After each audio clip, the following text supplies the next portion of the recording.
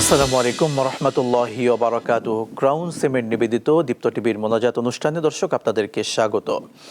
দর্শক মণ্ডলী, 25 রমাদান দেখতে দেখতে শেষ পর্যায়ে চলে এসেছে।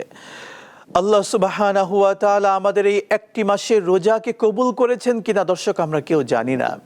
আল্লাহ সুবহানাহু ওয়া তাআলার পছন্দ মতো আমরা আমল করতে পেরেছি কিনা আমরা কেউ জানি না। দর্শক, এই একটি মাস পরেই কবরের আবার আযাব শুরু হয়ে যাবে। চলুন আল্লাহর কাছে আমরা কায়মনো বাক্যে দোয়া করি, আল্লাহ সুবহানাহু ওয়া তাআলা যেন সমস্ত কবরবাসীদেরকে মাফ করে দেন।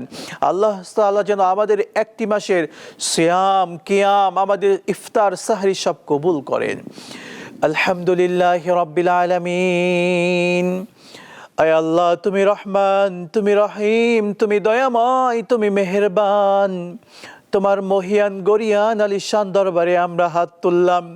আল্লাহ, তোমার এই রহমতের মাসে সারাদিন রোজা রেখে দোয়া কবুলের সময় আয় আল্লাহ আমরা হাত তুললাম। আমাদের জীবনের গুনাহগুলোকে তুমি মাফ করে দাও। আয় আল্লাহ, নাজাতের শেষ দশকে এসে আল্লাহ তোমার কাছে হাত তুললাম, তুমি আমাদের সকলকে জাহান্নাম থেকে মুক্তি দাও। আল্লাহ, আমাদের আব্বাকে মাফ করে দাও। আমাদের আপনজন যারা কবরে শুয়ে আছেন তাদের সকলকে তুমি জাহান্নাম থেকে মুক্তি দান করো। আল্লাহ, তোমার কাছে আমরা করজোড়ে অনুরোধ করি, সমস্ত মুসলিম উম্মাকে যারা কবরস্থ হয়েছেন এই রমাদানের খাতিরে তাদেরকে চিরস্থায়ীভাবে মাফ করে দাও। তাদের কবরগুলোকে তুমি জান্নাতুল ফিরদাউসের মধ্যে নসিব করো।